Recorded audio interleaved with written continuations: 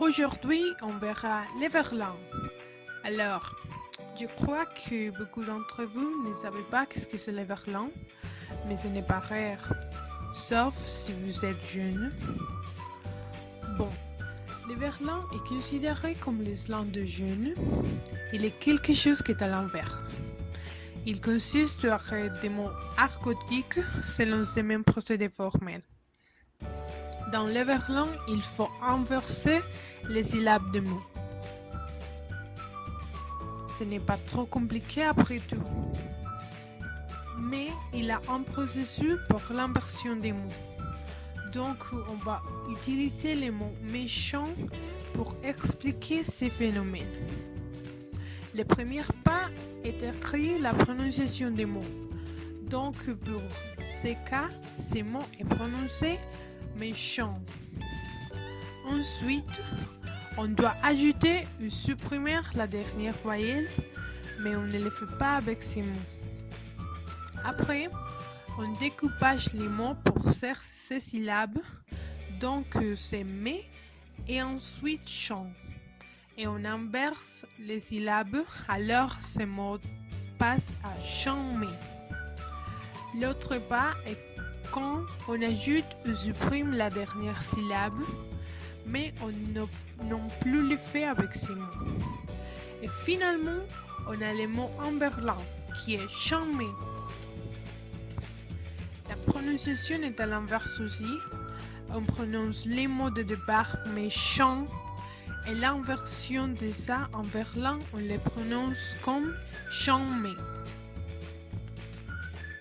Mais malgré que ces mots sont presque les mêmes, ils ont de différentes significations.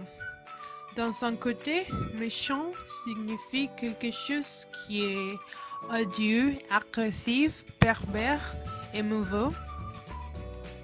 Par ailleurs, charmé signifie quelque chose qui est très très cool, super ou génial.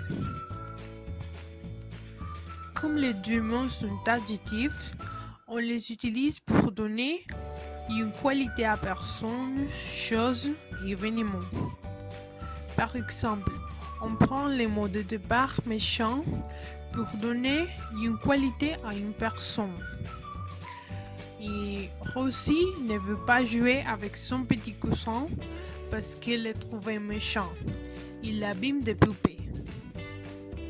Pour chose, on peut dire cette voiture est très méchante. On l'a achetée hier et les freins ne fonctionnent pas. Et ça fonctionne pour événement aussi. Donc on dit la fête d'hier était très méchante, il n'y avait pas de musique. Ensuite, on a des exemples avec les mots verlanisés charmés.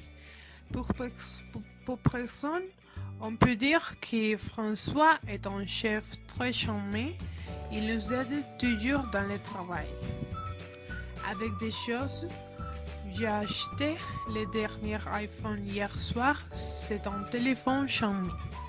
Et pour parler des événements très super, un exemple, peut-être la réunion était très charmée. Il y avait beaucoup de nourriture, de boissons et des gens étaient très heureux. Comme le verlan est une forme d'argot, on doit l'utiliser dans le contexte familier, avec des amis, des familles et personnes qu'on a de confiance, parce qu'il peut être considéré comme une forme vulgaire de parler. Alors, j'espère que vous avez entendu ce que c'est le verlan et que si vous voulez, vous l'utilisez quelquefois. Created using Powtoon.